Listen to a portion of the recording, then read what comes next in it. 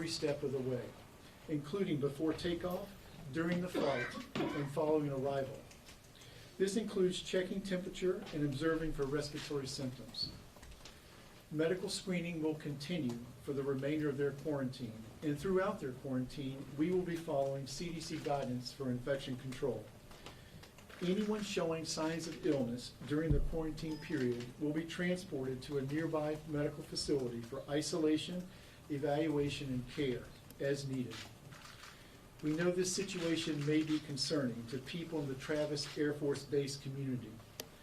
Based on our experience with other coronaviruses, we don't believe these people pose a risk to this community because we are taking measures to minimize any exposures.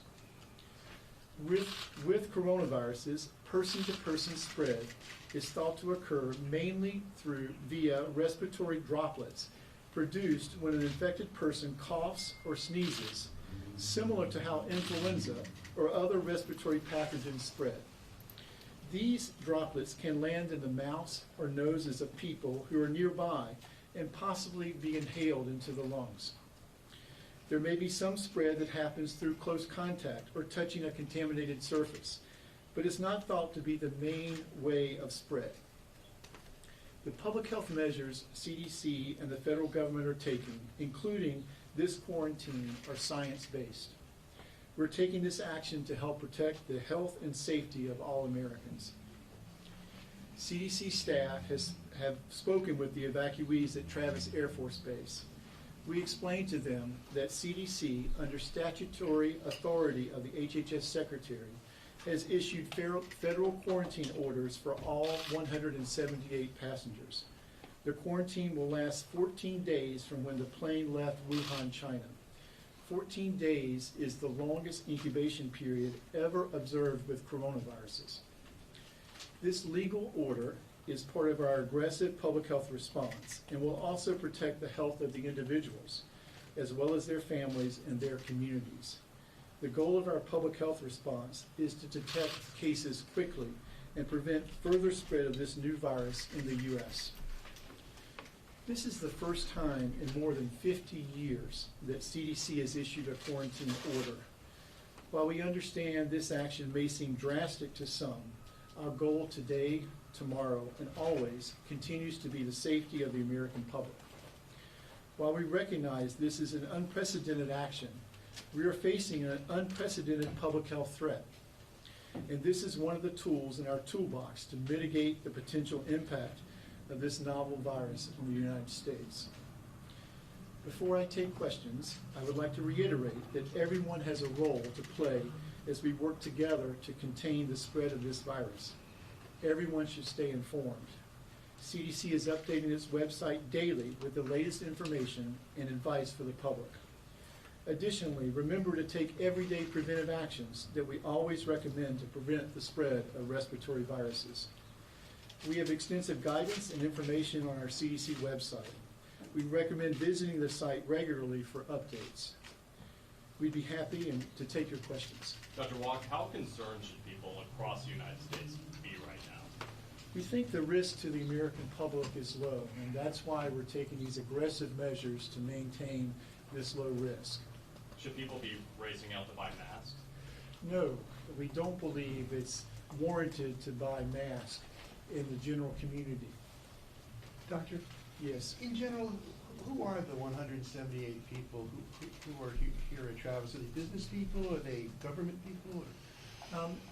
I don't know their occupational background. They are people who were in Hubei province and had this exposure, and they're a mix of people with various backgrounds. But no one is showing symptoms. They're not necessarily government people. They're not necessarily government people, unlike the first plane where there were a majority or a number of government officials on that plane. Yes. Doctor, to be clear, so just so people understand, none of these people show any symptoms at this point before, during, after the flight so far? There was one small child who had a fever on the flight and is being evaluated now at a nearby hospital. What talk about their day in and day out now existence for the next 14 days, where they're being housed, and the medical provisions being taken now? Thank you for the question. They're being housed on the Travis Air Force Base, in housing that is has restricted movement because they're under quarantine. There is an outdoor space. Each family has an individual room, and they're offered food and services, wraparound services to provide their comfort. But they'll have to stay under quarantine for 14 days. So there's laundry rooms on site, and There's how does laundry- that work, so they don't then pass it on to other people that are in that quarantined area? That's correct. Now remember, all of these people who are under quarantine don't have symptoms. But we're monitoring them. They're maintaining levels of separation or social distancing, but they do have access to regular services. And who's cooking their food, who's doing their laundry, who's taking out their trash? We have contracted services to do these types of necessary services, and we're also providing guidance on infection prevention and control for this. How old Yes, is it? please. How old is the child that had the fever, and then what kind of age range of the 178? Let me take your second question. The ages range from less than 2 all the way to over 65. I really don't want to get into the details of the specific ages of the child just to protect their identity, as well as I don't want to get into the details of which facility they went to. Was What are the the child procedures? quarantined on the flight? Separated from everybody else on the flight? It's an airplane, and so as much as possible, but it is an airplane, and so. But let me just say again, children have fever for a number of different reasons, and so the child is being evaluated at this point, and will be put in isolation and tested. What are, Yes. what are the procedures for not only to Doug's question about the services provided to the people as they're living where they are, but then also for if someone becomes ill, then what does that protocol look like? So if someone becomes ill, and so you're aware, we're monitoring their health on a regular basis. We're doing twice daily health assessments and temperature checks. And if someone becomes ill, we'll do an evaluation. And if we feel it's warranted, then that person will be separated from the community and put and sent to a nearby healthcare facility and worked up for, tested both for novel coronaviruses, but for other infectious diseases that may have caused the symptoms. And what about the flight crew? What does Let that me- look let like me at go the here. hospital? I mean, are they quarantined there? Is everybody in a hazmat suit? I mean. Everyone is not in a hazmat suit. Clinicians and general practitioners all around this country every day take care of patients with respiratory diseases. And these facilities have the appropriate isolation rooms to take care of these patients. Dr. Yes, please. Can you talk about the facilities that you guys have been in constant communication with in case of those evacuees having to be transferred to a nearby facility, as you mentioned? We've been in touch with state and local public health authorities and have reached out to healthcare facilities to gauge their capability to receive such patients, both adults and pediatric patients. Dr. Wall, you said Yes. these particular patients are not exhibiting symptoms. How were they selected to first get on this flight and then ultimately end at Travis Airport? Right, so these are, the Department of State has made the decision about actually who gets on the plane. Their risk is that they lived in, or they had exposure to Hubei province, where there's this intense community transmission of the novel coronaviruses. So these are people with American citizens who have been exposed or lived in an area where there's community transmission of the coronaviruses, and now we're bringing them back. And What how about the many flight crew on the specific plane? Are they locations? quarantined as well? The flight crew used protective equipment while they're on the plane, and so they are not being quarantined. How are the specific Let locations me go selected? here, then we'll come back to you. Doctor, you said that these people are very glad to be here and that they've gone through a lot. Can you expand on that? What exactly they've been through in the last coming days, weeks? Well, you can imagine, there's a lot of information and fear about this particular emerging disease. So they had to wait to get onto the flights, and then when they got on and so there was a number of people who want to get on the flights. That was, and this really is the Department of State, who actually got on the flights. But as you can imagine, it's a long flight, more than 11 hours, and because of the unknown nature of this coronavirus, and there's uncertainty, and that creates some stress as well. So they arrived in the middle of the night after a long flight, and so we welcomed them to the U.S. There was applause when they walked through the door. Frankly, it was a very emotional experience, having the first family walk through the door. So they were very happy and smiling to be home, obviously tired. They were processed through some screening and passed through customs and given food, and then put on buses and sent to the local housing. Doctor, when you're talking about the 2-year-old who's now at the hospital, are the parents also with the child, and who's paying for all of this? I didn't say the age of the child, Okay, to be young child. clear. And a parent did accompany the child to the hospital. We don't want to separate the child from the mother. So is there concern then that the parent is also exposed or may have it? The mother, the parent, who was accompanying the child, will also be placed in appropriate isolation in the healthcare facility. Dr. Walker, can Yes. somebody spread the virus without showing symptoms? We don't have documentation that this can happen. Is it possible? Yes. We do not think this is driving the outbreak. But obviously this is an emerging virus, and so we're still learning more and more every day. The majority of the spread, as I've said, is through droplet transmission and not, is it possible to have transmission without symptoms? We think it happens very rarely, but I would never say no. Do we Doctor, expect more evacuees coming from China? I'm sorry, I didn't understand. Do we expect more evacuees arriving from China in the next 20 weeks? And what happens after the 14 days? To take your second question first, after observation for 14 days, and these evacuees don't develop any symptoms, then they will be released and returned, hopefully, back to their communities and families. So we will assist them to do that. Doctor? And your first question again was? So my first question, do we expect any more to be arriving from China? I think that I really can't answer that question. I'm sort of dealing with what's happening today.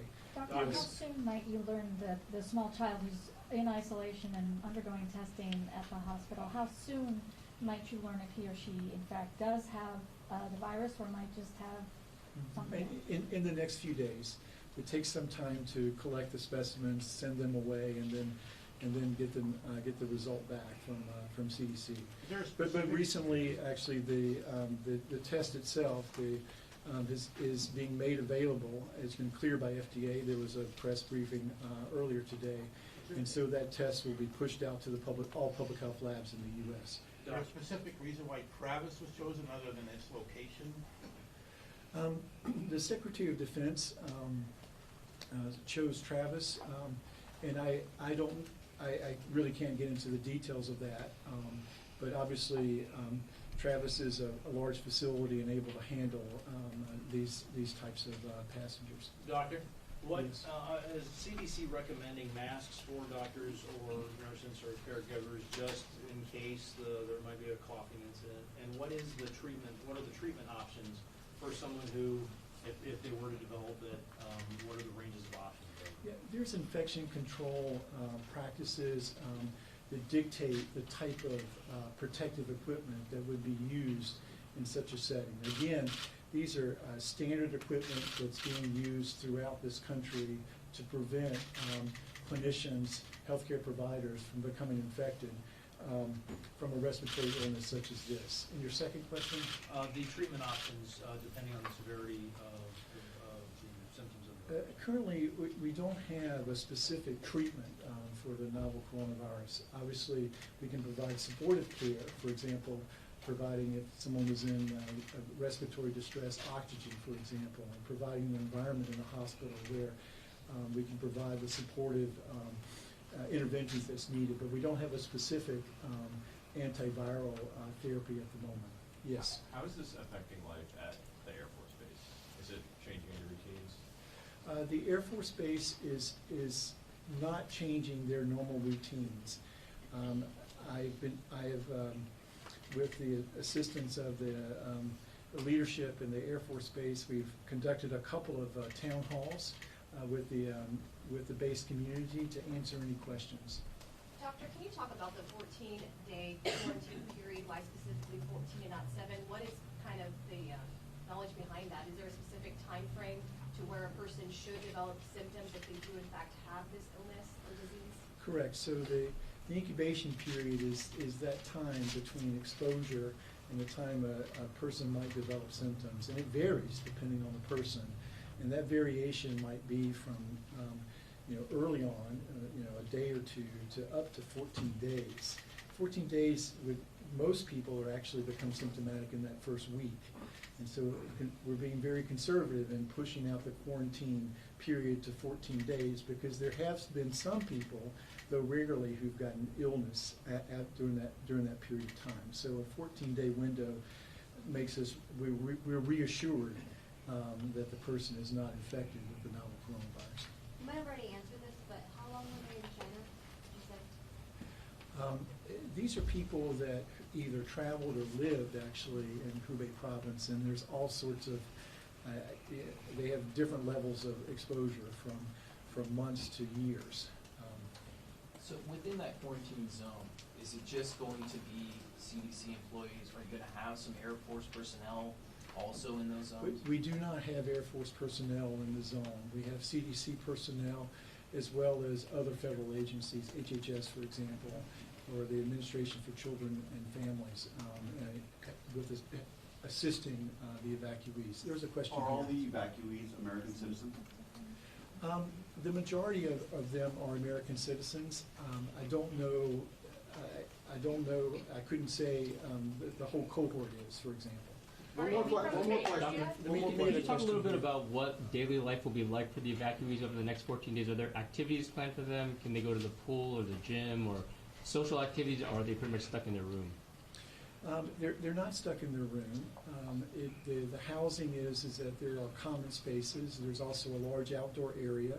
There are kids among these evacuees, and so we have people on the staff who are working to put together activities. We want to maintain some social distances between family units, but at the same time, we're not restricting people to their rooms. So it's a delicate balance. They are being restricted to this area under quarantine.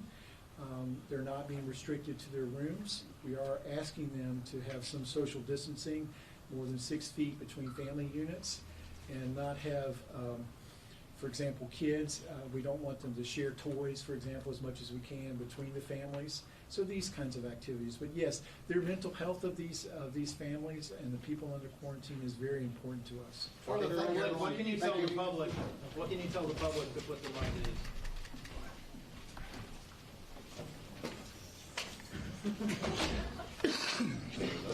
Yeah, that's it.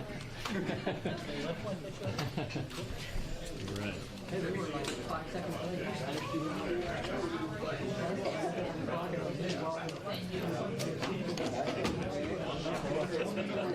you.